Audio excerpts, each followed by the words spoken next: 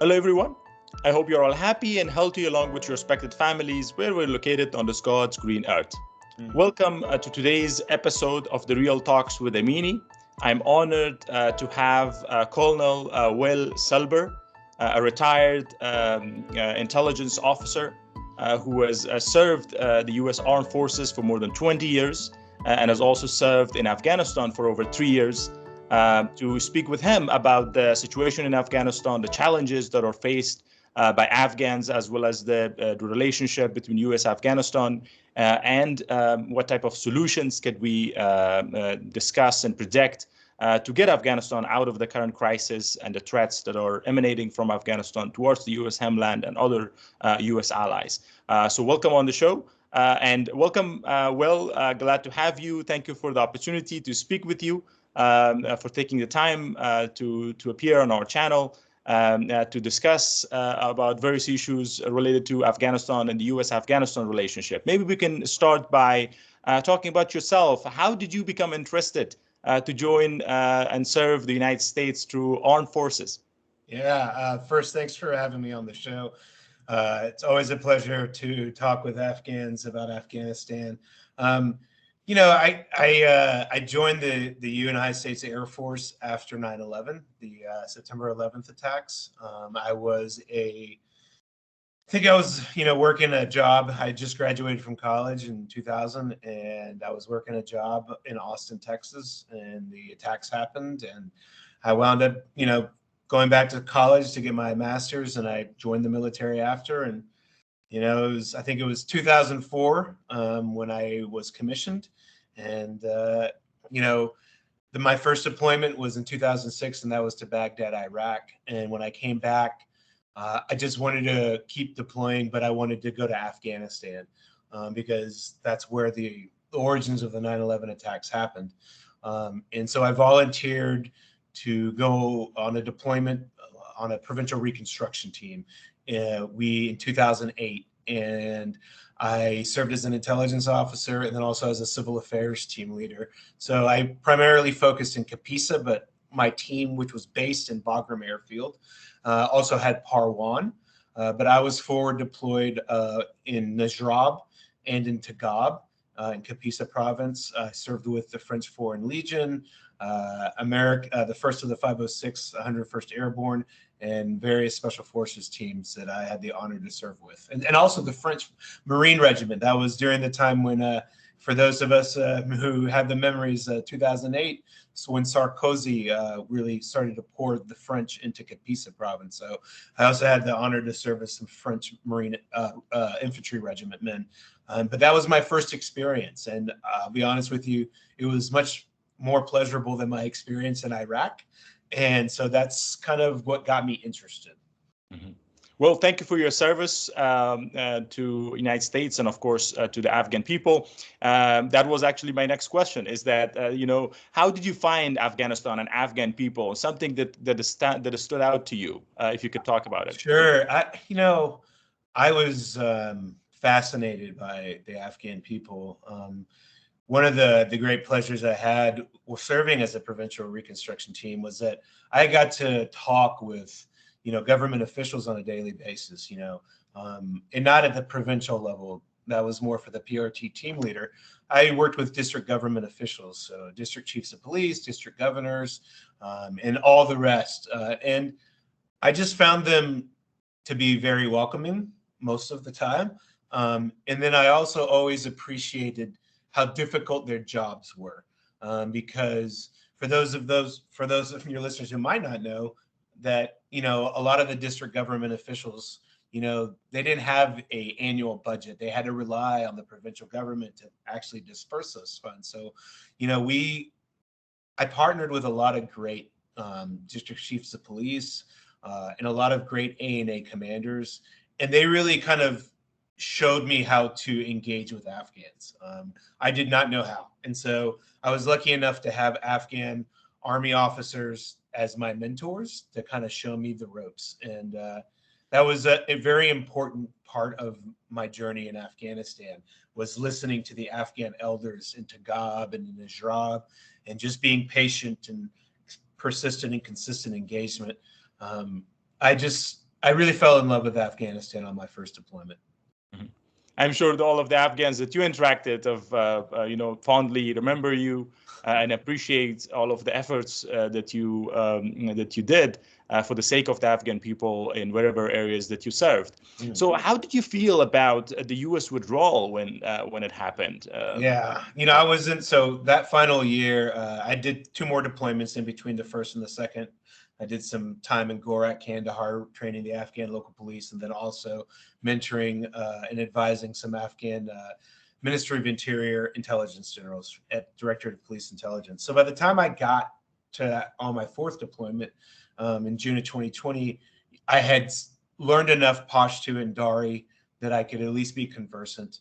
And I really had the front row seats to what I would describe as America's retreat from Afghanistan. I don't consider it a withdrawal. I think we need to speak bluntly about what happened. I was fond of saying that America abandoned its Afghan allies that last year. But I think it's even worse than that, because if you look at the Doha Agreement and the one that President Trump signed, it restricted the Afghan security forces from conducting offensive operations. And it's not that we just abandoned the Afghans, it's that we tied their hands and then you could argue presented them to the Taliban and then left so we could leave on somewhat honorable terms. Unfortunately, the Islamic State conducted the Abbey Gate attack, and we left while being attacked and retreated on the battlefield. I spent a lot of time over the last 3 years helping Afghan allies get evacuated from Afghanistan, along with other members of my team. And it has been, it's the reason why I retired from the military. I lost faith and confidence in our leadership. And I no longer believed in what we were doing. Because I joined the military to fight Al Qaeda, not to sign peace treaties with them, and that was kind of the end for me. Well, very sorry to hear that U.S. Armed Forces have lost a capable leader like yourself, who has the potential to have significant impact, especially on counterterrorism. How do you think the broader veteran community felt? Do they share the same sentiments? And also, I'm sure you're plugged in with the communities across the United States. How do you think the Americans felt about the U.S. withdrawal? So, retreat? Yeah, the U.S. retreat. I mean, I think if you look at like snapshots of like veteran sentiment, and I don't speak for all veterans, but the Brookings Institution and some other ones did some surveys, and you saw the pain. It's like 65% felt humiliated, 75% felt betrayed, anger. And if you look at the suicide rates for veterans, you start to see it tick up during Afghanistan. I think it created what we in the West call moral injury. It's just a fancy way of saying you've been betrayed. And a lot of American veterans, not all of them, but a lot of them feel betrayed by both parties. It wasn't just a Trump thing. It was also a Biden thing, and now a Trump thing again. And so for a lot of veterans, I think there has been a lot of hurt because they had allies, especially those of us who served in the special operations community and really were in the dirt with the Afghan commandos, Afghan Air Force pilots. We felt that we had made a bond and that we had given an assignment to stand Shona Bashona with our allies. And it created a lot of anger, and not just by the veterans, but also their family members. I talk with Gold Star parents, and those are parents whose sons or daughters were killed in Afghanistan. And a lot of them, Republican, Democrat, Independents, they all said the same thing. What happened at Abbey Gate, what happened as we left, was wrong. And the lack of accountability of it is what really stung for a lot of veterans. Mm-hmm. Yeah, I can imagine. I mean, people sending their sons and daughters who lost their lives and those who got wounded. And so much blood and treasure that were spent fighting against Al Qaeda and Taliban, and seeing all of them roll back and take over, all over again. How do you see the current situation in Afghanistan? There are some people who try to, paint it in a different way. as to avoid, a serious reaction by the Americans. If you can tell us, what do you see happening in Afghanistan right now? So I tell people that you can argue about this, but you're going to probably be on shaky ground. Right now, we have, Habatullah Akhundzada as the leader of Afghanistan, with Sirajuddin Haqqani as the Minister of Interior, and Mullah Yaqub as the Minister of Defense. Those are the three power, right? And so we're talking about the son of Mullah Omar. We're talking about Sirajuddin Haqqani, whose father, Jaluddin, was like this, very close with Osama bin Laden, and then Habatullah Akhundzada. And this is the three, right? And so I see it as Al-Qaeda leading Afghanistan. People like in the West like to kind of hyper focus on, is it Al-Qaeda? Is it the Haqqani network? Is it the Islamic State? But as I'm sure you're aware, and all your listeners are aware, but people in the West don't understand, is that all those groups are all connected through marriages, through, pastimes, fighting. And so they're all kind of the same, in my opinion. Sometimes they fight amongst each other, but they always have more than enough time to kill Americans or people or our Afghan allies. So I consider Afghanistan to be led by a terrorist organization, just like I consider Syria to be led by a terrorist organization. Just because Abu Jalani puts on a suit doesn't mean he wasn't a former Al-Qaeda commander. And you can tell how much the Taliban loves him because they continually use their social influencers to pump him up. So I am dismayed at the current conditions in Afghanistan and in Syria. And I don't think we're going to have a lot of good news coming out of there, especially when it comes to counterterrorism in the United States. President Biden made the decision to leave Afghanistan, and that was dishonorable enough. But the worst thing he did was that he legitimized the Taliban afterwards by allowing Sirajuddin Haqqani to travel last summer to go to the Hajj. And just, as your listeners are aware, by doing that and meeting with the UAE, you've given him so much wasta, right? Power, influence. And I think that is really dishonorable, especially for all the Afghans that man murdered, that Haqqandzada murdered, that Yaqub murdered. Because, we talk a lot about Afghanistan, especially in the West. It's about us, the Americans and this and that. But the real victims are the Afghan people, because they're the ones that have to live under a gender apartheid regime. Yep, absolutely. And as you rightly pointed out, all of these are tied together, not just in terms of the tribal connections and family connections and interest in drug trafficking and others, but also in terms of ideology. At the end of the day, it doesn't matter it's Shia, Sunnis, or right or left. They're all anti-Western values, anti-liberal values, the values that binds us as human beings. They're against it. They're against arts. They're against technology, anything that you and I believe in. They are standing against it. And right now, Afghanistan is basically a stronghold for them. It's a place where a black hole where all of them are gathering together and training and preparing and plotting. But at the end of the day, their target is Western countries and homeland, U.S. homeland, as it was their prior regime. Do you fear a similar type of attack that happened 9/11 once again? Oh, I think it'll be much worse than 9/11. On January 1st, an American Afghan veteran, and I won't say his name, committed a domestic terror attack in the name of the Islamic State. I'm talking about the Bourbon Street attack. I've written a lot about this for the Long War Journal and the Foundation of Defense of Democracies. But if you look at what he did, first he was a veteran and they flipped him. Either sympathizers are online or somebody in Houston did. I don't know. And then he did advanced surveillance of the attack site in New Orleans. He went there multiple times before he attacked. He dressed differently. And the first time they saw him, he wasn't wearing glasses and he was riding a bicycle down Bourbon Street and videotaping himself doing it. That is advanced surveillance techniques right there. And then when he went back the second time, he took a bus there and then a train back or something like that.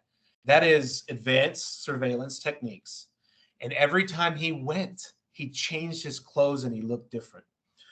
We got really, really lucky that his IEDs were not properly set up. Because if that would have happened, he would have killed hundreds, if not thousands, with those things. It would have been like throwing a couple of grenades into Bourbon Street on New Year's Day. So I am absolutely terrified, because that is just, I don't think, I'm not 100% sold that he acted alone, but that's what the FBI says. Now imagine if he had had a team of people helping him do these types of things. It would have been a better explosive device, and it would have been a bigger body count. So I am terrified that Al-Qaeda is going to conduct another attack on the United States. And it's going to be worse than 9/11, because you always try to do bigger than the next one, right?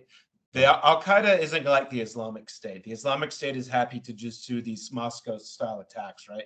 That they did earlier last year. But like, I am always, my alarms are going off about what's going on in the United States. And I think it's a matter of time. Over the last, just this year, they've detained like 3 or 4 Islamic State sympathizers. So I am absolutely convinced that there will be another attack, and that there will be a bigger attack within the next 3 to 5 years. Mm-hmm.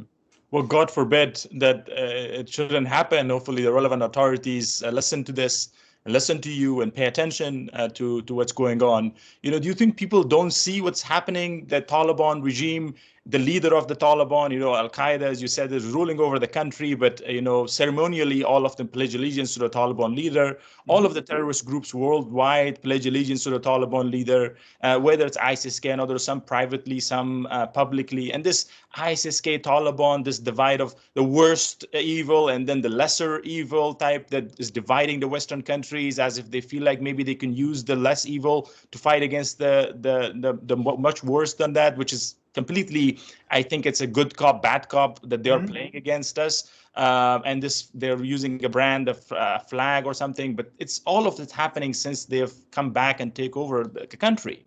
You know, it's not just in the US, it's in Europe, in Australia, everywhere it's happening. You think people are not seeing it, or they intentionally don't want to see it? I think it's all of the above. So I think that you have people inside the administrations, inside of the Biden and then now Trump administrations, that might have influence, that are carrying a narrative that there's a moderate faction inside the Taliban, and it's Sirajudin Haqqani. For the listeners, you can just kind of read some New York Times coverage of the last few months, kind of propping him up as this great moderate hope. I think you have people inside the American government, like Zalmay Khalilzad, who is pushing this, and then also people like Barnett Rubin, who is pushing this line that actually the Haqqanis are no longer a legitimate threat to the West. And these are the people that we can finally do business with. And, you know, it's just, I mean, it's foolishness. But I always tell my Afghan brothers and sisters, just because the United States is wealthy and a powerful country doesn't mean we're smart. We have the propensity to conduct foreign policy on the election cycle, and our adversaries study us way more than we study them. And you see it in how we are strategically gullible, and how we continually fall for the same things over and over again, right? I mean, if we were serious about a counterterrorism option in Afghanistan, then we would be trying to form a government in exile, supporting the anti-Taliban resistance groups, and telling Pakistan to shove it. Because the Taliban wouldn't, and you know this, the Taliban never would have been able to defeat the Afghan government without their allies in Pakistan. We're the ones that left first and abandoned our allies on the battlefield. Pakistan stood firm, and they were able to win, unfortunately. Yeah, unfortunately. And I do believe there are a lot of smart Americans around, particularly, you know, people like yourself, that people need to listen, and they need to have the authority to get things done, and hopefully they will. So you mentioned about the Pakistan involvement. There's also the Chinese angle. There's also the Russians who are involved. You know, they've been financing and supporting the Taliban to kill Americans from years before. Yes. And of course, Iranians were always there. The IRGC of Iran were, you know, supporting. They had connections with the previous Taliban leader, and they have complete and free access to the existing Taliban leader. Like Sure. no country has access to Hibatullah than Iranians have. They have complete Absolutely. access to Kandahar. They go in there and come there. All of these decrees that are being issued, they are drafting them for them. They are writing them. They're giving them the template of how to solidify their Islamic rule over the rest of the country. And this, conglomeration of all of these countries, the China, the Russian, the Iranians and Pakistanis, which, I think some senators call them as axis of evil, and then them supporting Taliban as an umbrella of terrorist organization. Do you see a type of a situation where these countries, and instead of taking on the U.S. in a direct confrontation, which they cannot, they don't have the capabilities, they might be using terrorism as a way to come after the U.S. and the Western countries? I think that when you deal with all of these countries, Iran, Pakistan, China, Saudi Arabia, Russia, you always realize that these are governments that are at least indifferent to human rights and life in general, and that they will partner with anybody to advance their interests. The Russians, as you said, no secret that they had ties to the Taliban, and that they were using them to push us out of Afghanistan. Chinese too. Just look at the countries that are still there, right? You'll kind of see that, right? I know for a fact that when President Biden declared that he was leaving, that inside the Iranian embassy they threw a party, and so you see all of these. Saif al-Idol is rumored to be in Iran. That's who's thought to be the leader of Al-Qaeda. This whole Sunni Shia thing is it's just the same narrative that give us in the West, and then we get fooled because people come out and say, but they're Sunni Shia. They don't care because their number one enemy is us, and they have no problem working with each other to kill Americans and to hunt down our Afghan allies and murder them in Afghanistan. Mm-hmm. Yeah, I think people need to look at what's happening in Afghanistan. I mean, all of the Afghan allies, everybody left, anybody that could, and all of the ones who are unable, they still want to leave. Yes. And so if the Taliban and their terrorist allies are not sparing Afghan allies, which are their Muslim brothers and Afghan brothers, how can somebody in the West think that these people could be a trusted partner in anything? I mean, these are the ones who are bloodthirsty to anyone that does not believe what they believe. And if they're, we're telling you that, these are the enemy, these are terrorists, these are evil barbarics, how could then people trust in the West? What do you think people are justifying it on? What grounds are they? I think it is, so when you look at Syria and Afghanistan, what you're seeing is the American government cutting deals with Al-Qaeda and the Taliban, and basically hoping that they can keep a lid on it to just keep it inside of Afghanistan or inside of Syria. And if we can just contain it, then we'll be fine. And we can just use Pakistan to conduct counterterrorism strikes when we need to, and we'll just be able to keep a lid on it. It's not going to work, because just for the reasons you said. When you make a deal with a terrorist group, they're not going to honor it. They didn't honor the Doha Agreement. In fact, the whole Doha Agreement is a sham, and we should stop having Doha conferences. We kept on telling ourselves that there was no military solution to the war in Afghanistan. Well, I think the Taliban had a different opinion, and they imposed a military solution. So I just think that the West is confused, and I just think that they don't care, unfortunately, about the Afghan people, because they're convinced, and with some justification, that the American people don't really care, or they're not going to get upset about it. And unfortunately, we'll see what the Trump administration does. It's only March, I've always been of the opinion you need to give a new administration some time, get their people in. It takes time and especially the rapid rate of change that the Trump administration is implementing, is going to take time.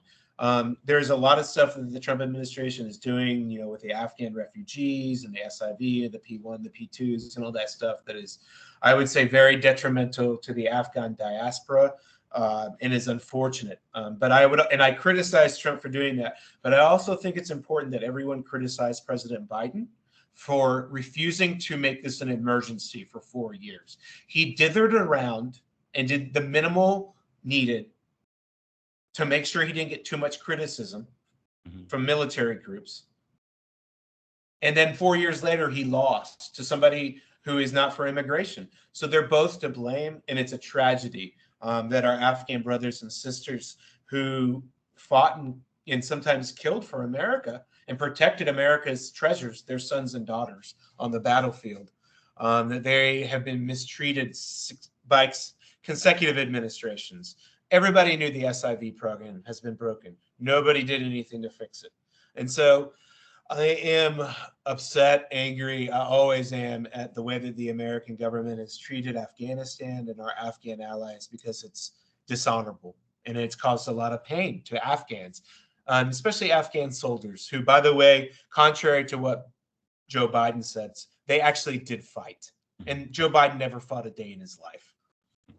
Yeah, yeah, and we are hopeful. With the new administration coming in, we have some of our partners in some senior leadership role, and as you rightly indicated, the people of America voted change, and one of the reason was the way the previous administration was dealing with Afghanistan and the way they dealt with it afterwards. So hopefully, the new administration realized that there is an expectation from the Americans, for them, the American veterans, as well as Afghan American community. Who are all hopeful that hopefully there will be some positive change. And there is, look, I always try to temper my negativity about Afghanistan by saying that I'm actually optimistic in the long-term future of Afghanistan, because for 20 years America trained and sent some of the Afghans' best and brightest to some of the greatest schools in the West, right?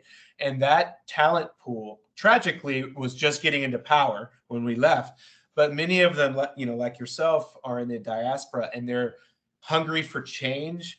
And those are the change agents that I think can really do something for Afghanistan. There's leaders all over the world who can form a government in exile, who can start to challenge the government. And so I'm always optimistic about the long-term future of Afghanistan. Well, we appreciate that. So I think this will be a good segue getting into your assessment of the anti-Taliban Afghans. How do you see, you have wide range of network among Afghans, among the resistant fighters, among the political actors and social activists and women leaders, youth leaders. How do you assess all of these Afghans' efforts to challenge the Taliban? First, I'm just very impressed by them, because I think it takes a lot of courage to do what they did. I mean, I think some of the bravest people in the world are Afghan women who are out there, protesting in the streets for their rights. That's America's influence. It still remains. That's because America's daughters went to Afghanistan and advised a generation of Afghan women to step out from the shadows for what happened to the Taliban and come out into the light. And so they're fighting for their freedom. And I find it to be courageous. When it comes to the anti-Taliban resistance groups, there's really two main players, the National Resistance Front, led by Ahmad Massoud, and also the Afghan Freedom Front, which is led by General Yassin Zia. I have had the honor to speak with both men before, and I think that, considering where they started, considering the disadvantage that they're at, considering that the Taliban has Pakistan, Russia, China, and Iran, and everybody else providing military and intelligence support to them, the fact that they are still able to conduct attacks on H-Kaya, attacks that are successful, I think it's encouraging. Are they ready to challenge the Taliban for control of the country? No. But they are fighting on their own without overt, as far as I know, Western support. So I would just say that if you're not satisfied with how they're doing, well, then we should be supporting them. And supporting the anti-Taliban resistance can be helping that civil society form a government in exile. So when the press wants to talk to somebody about Afghanistan, they just don't go to the Taliban. They also go to somebody else. And so I think that's important that we do those two things. Form a government in exile, which would be a lot cheaper than the 43 million we ship off to the Taliban all the time. And then also help the anti-Taliban resistance coalesce, bring in maybe groups like the Afghan United Front, guys like Lieutenant General Hibatullah Alizai. I mean, there's plenty of Afghan security force members in America. And everyone I know, and I talk to them all the time, they're itching to liberate their country. So the desire is already there. It's just going to take somebody in the administration, and I hope it happens, to really make this a necessity, because the only long-term counterterrorism option in Afghanistan is for the Taliban not to be in charge. Yeah. And to have the counterterrorism partners in charge. Yes. These are the most trusted and reliable counterterrorism partners that you have on the planet. They've served on the front line. They know ins and outs of every inch of the country, and also the countries in the neighborhood. And they could be a significant agent of change, a positive impact, and not just in Afghanistan, but also they could be partners for issues around Afghanistan in the region as well. But I think people forgot that when the U.S. came out and saying that we do not support the anti-Taliban Afghans, people interpreted it as if the U.S. does not approve anti-Taliban Afghans to do anything. Mm-hmm. And that shrinked the environment for Afghans to do much in the region and around the world. Do you think that tone is changing? Do you have a sense? There are voices inside the Trump administration who are very pro-Afghanistan, like Michael Waltz. There are congressmen and women who served in Afghanistan that are Democrats, Seth Moulton, Jason Crow. And my hope is that all of these politicians who've served in Afghanistan start pushing for a long-term solution to it, because the only long-term solution is that. And I think that I'm hopeful that, these are early days in the Trump administration, and everybody's kind of figuring out, what they're going to do. And so my hope is that these Afghan veterans in and outside the Trump administration put their politics behind them. And when it comes to something like this, that it should be bipartisan, because as an American, my message to America and our Americans is that we are all to blame for what happened in Afghanistan. Republican, Democrat, all contributed. And it would be refreshing to a generation of American Afghan combat veterans that our government came together to restore our honor in Afghanistan. Mm-hmm. But also protect the U.S. interest. Of course. How you served in Bagram, just tell us how important that piece of... Yeah, I mean, Bagram was a strategic asset to the United States. It allowed us to project power all over Central and South Asia. It allowed us to check Chinese influence in Badakhshan, Russian influence in northern Afghanistan. Handing that over was a catastrophic, colossal mistake. And the way that the United States went about doing it, which was basically one day we just kind of called up and said, hey, we're leaving. It was absurd. But the number one reason why we should be involved in Afghanistan is because what happens in Afghanistan, it doesn't stay in Afghanistan. And you have a network now of Islamic radical groups in Afghanistan that are giving time and space and access to the state now and state resources to train the next generation of Al-Qaeda and Taliban commanders and leaders. And if that doesn't worry you after the Bourbon Street attack in the United States, just wait, because it should, and it's going to explode if we don't start taking it seriously.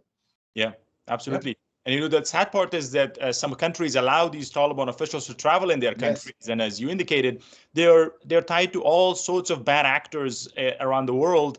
And so when they get into these countries, they get in contact with criminal networks, with mafia groups, drug traffickers, and others. And as a result, find vulnerabilities within the societies to, as you said, recruit and turn people against them, against the country. So it's counterproductive for Western countries to allow these Taliban officials, some in Europe and others, who are allowing Taliban to travel, and some, unfortunately, are handing over the embassies to them. What do you have to say to them? Yeah, I would tell them that what they're doing, you might see some type of short-term effect, like you won't get any attacks maybe for a little bit, but you let people like Sirajin Haqqani go to the Gulf states. You let Jolani, he's about to go to the EU for discussions. keep on legitimizing these men, and you're going to see what happens, because then they're going to start getting access to real money. And that real money is going to feed and close their army. And they're going to come after. They say it all the time that they're our enemies. But we refuse to seek to read that. Instead, we just let them whisper sweet nothings in our ears, and we fall for it every time. Yeah, unfortunately, I see some countries even competing for access and discussions with some junior Taliban officials in Doha who have no power to do anything. They got some meetings and they're so pleased that they got some meeting. Well, the real power is vested in the hands of someone who is publicly claiming that if he gets the power, he's going to come after everybody in the US. And somebody facilitated, as you indicated, our Afghan American official, a phone call between the US president and Taliban officials, but not with the Taliban leader, because the Taliban leader doesn't want to speak with the US president. He doesn't want to speak with any king or prime minister. He doesn't see anybody up to his level. Everybody has to pledge allegiance to him. But they facilitate a call with somebody who has no power there, and then they claim that as a victory, which is tragedy, which is tragic to see it. Yes, I think that the American government has been fixated on short-term solutions for Afghanistan for 20-something years.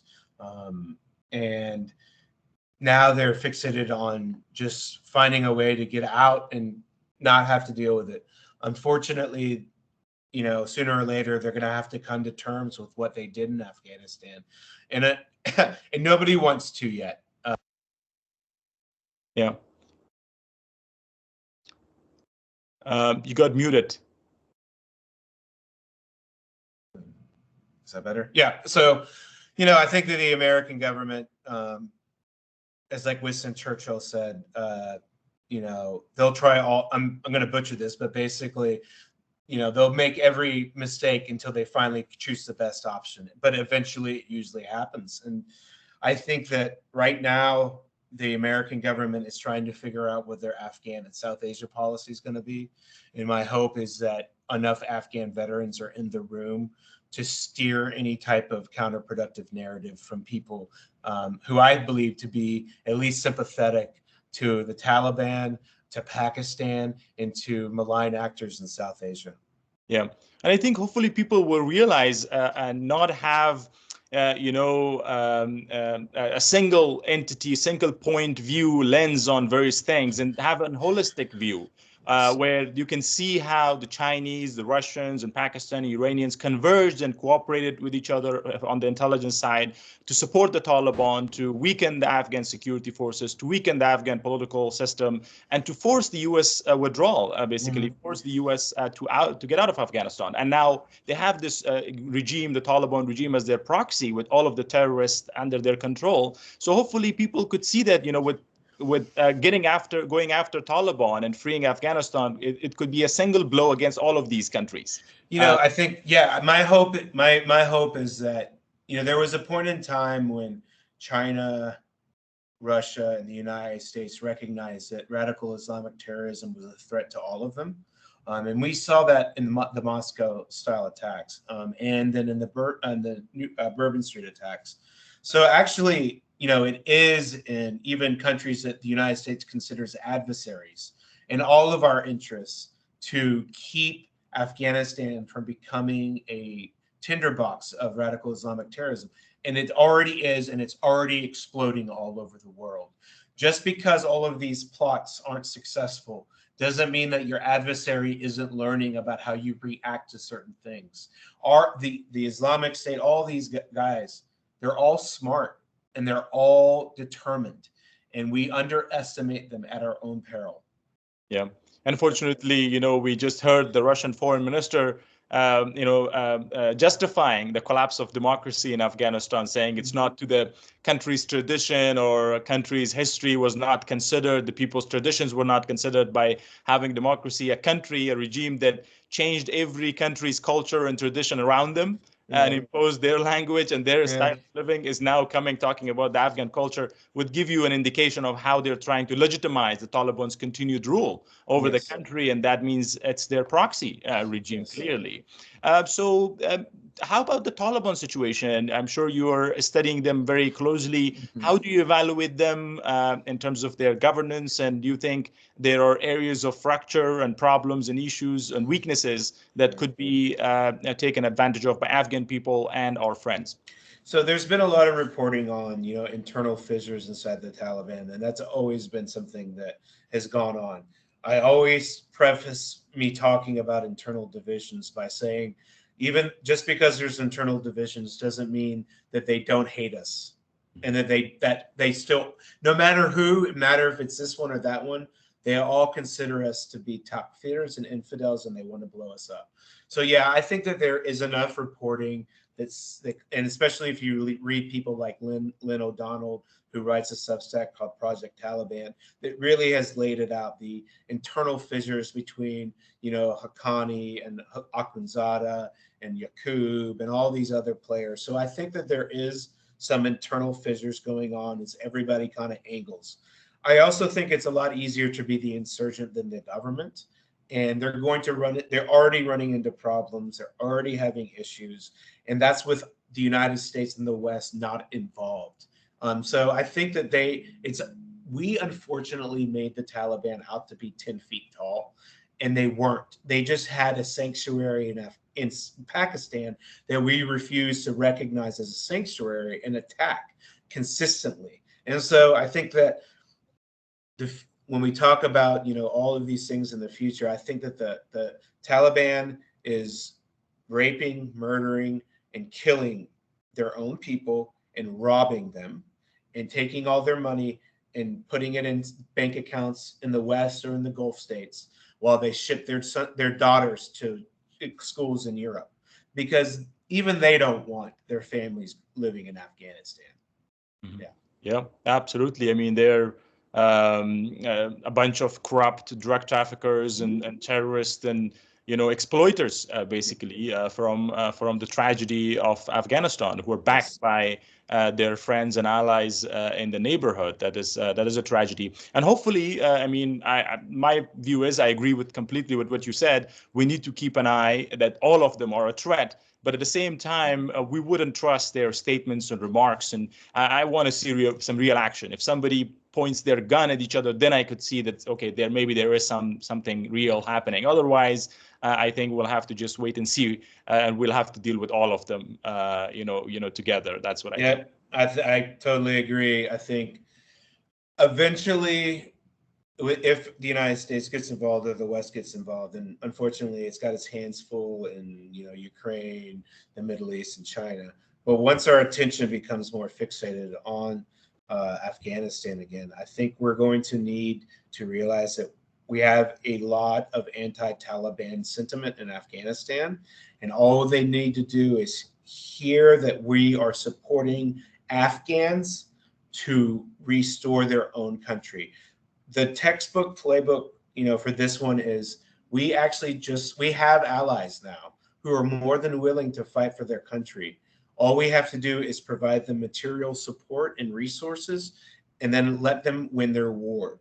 And believe me, if you talk to any of the resistance group leaders, the last thing that they want is American boots on the ground. They've seen that movie before, and the ending kind of sucked. So I think everybody's willing to not have us on the ground. And so for a lot of Americans, they just don't want that. So nobody else does either. The Afghans are more than capable and more than courageous to fight their own wars themselves. Mhm. And recently, there is a lot of discussion among Afghans, talk about people's uprising, Yeah. to see if people could be unified around the country, around the world, that everybody could rise up at the same time. And if millions of Afghans move, these few hundred thousand, thousand fighters of Taliban, I mean, they will not be able to stand against the people. Do you think that possibility? And if that happens, the Western countries will come out in support of the Afghan people and stop any attempt by Taliban to massacre the people of I Afghanistan? mean, I think, anything is possible. I think it would require a commitment by the president of the United States, maybe to come out and say things like we support the Afghan people and their quest to restore the democratic traditions of Afghanistan, and that the Taliban is an illegitimate government. My request for the Trump administration is, even if you don't want to fund the Afghan Taliban resistance, is to the minimal things that you can do is come out and say, I will never recognize the Taliban as a legitimate government of Afghanistan. And from now on, we're ceasing this, and that immediately. I think that sends a message, at least to the Afghan people, that, okay, at least the Americans are realizing who they're dealing with. And those are just easy things that any president could do that would at least boost a little morale to the people who I consider trapped behind enemy lines. Yep, absolutely. Yep. Well, I hope the relevant people are listening to this show, and they would consider your recommendations, which are to the point, and it comes based on your experience working in the U.S. Armed Forces and understanding what the U.S. interests are in that region, and also how much information you have from the Afghan context, anti-Taliban, as well as the Taliban side, and seeing where this thing could lead in a much more constructive way with less cost and not much effort on the U.S. side. So hopefully people will consider it. How do you see the role of the Afghan veterans, people like yourself who are advocating across the United States in various roles, and some people have become elected, some people are having NGOs and others. How do you see the role of all these people and keeping the voices of the Afghans alive? Yeah, I think we play a critical role. Media sites like mine, Grumpy Combat Veteran, our nonprofit Afghan American Veterans Alliance, and Global Friends of Afghanistan, Next Mission. There's a bunch of them that focus on supporting our Afghan allies to empower them, to make sure that their voices are heard inside the American government.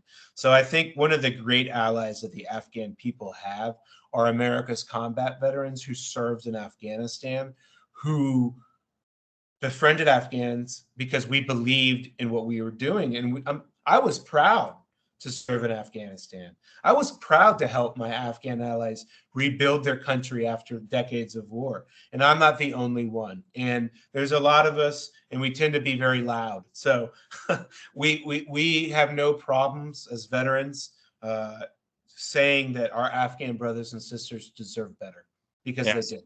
Because they did. We are grateful. We are grateful and honored to have you as well. We are proud to see our, American brothers and sisters coming from all the way, thousands of miles, and serving the Afghan security forces and Afghan defense forces, and basically training and teaching them how to defend our country and defending our democracy, human rights, and women's rights, which unfortunately is all lost. But hopefully we'll regain it with the skills and knowledge that we have received from the time that you have been spending in Afghanistan. So it was great talking with you. Well, I can go on and we can talk about hours as usual. Maybe at the end I could have a message from you. I've already mentioned your recommendations to the new administration, but once again, if you have any message to the leadership here in the United States, the leadership in Europe, and basically the Western countries, and also if you have a message to the people of America, the common citizens, and what they can do to support the mission, and to your Afghan allies who are stuck in Afghanistan still. What I think message of hope first, thank you. I appreciate it. And I really appreciate being on here. It's a pleasure. I think I'll start with the Afghan allies who are trapped behind enemy lines. I would just say that I know that you must feel like the world has completely turned its back on you. And I understand why you would feel that way. But I would just tell you that there are men and women like me who won't let the U.S. government forget about you. That doesn't mean that we're going to be successful, but it does mean that we're going to try, and we won't stop trying. To the American people, I would tell them that you're responsible for the wars that your sons and daughters fight. Regardless if you served or not, you're responsible for what happens. And while we can never change the past, we can do something about what's happening now. Because really, whatever you thought of America's war in Afghanistan is interesting, but it doesn't really matter, because we have a threat emanating from Afghanistan. And for the American government and their leaders, I would tell them the same thing people ask me. I tell them the same answer when they ask me why I'm so knowledgeable about Afghanistan. And I would tell the American government this: listen to the Afghans. Listen to the Afghans, and you will be much better off.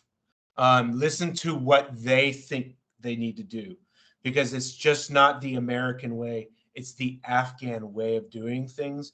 And if you empower your allies to fight their wars their way, they will be more successful than if they try to mimic the Western way of war, which is overly bureaucratic and way too expensive. Yeah, yeah. Yep. Well, thank you very much for those man. messages. It was great having you on the show. Hopefully, we'll have you in the future and talk details on various aspects.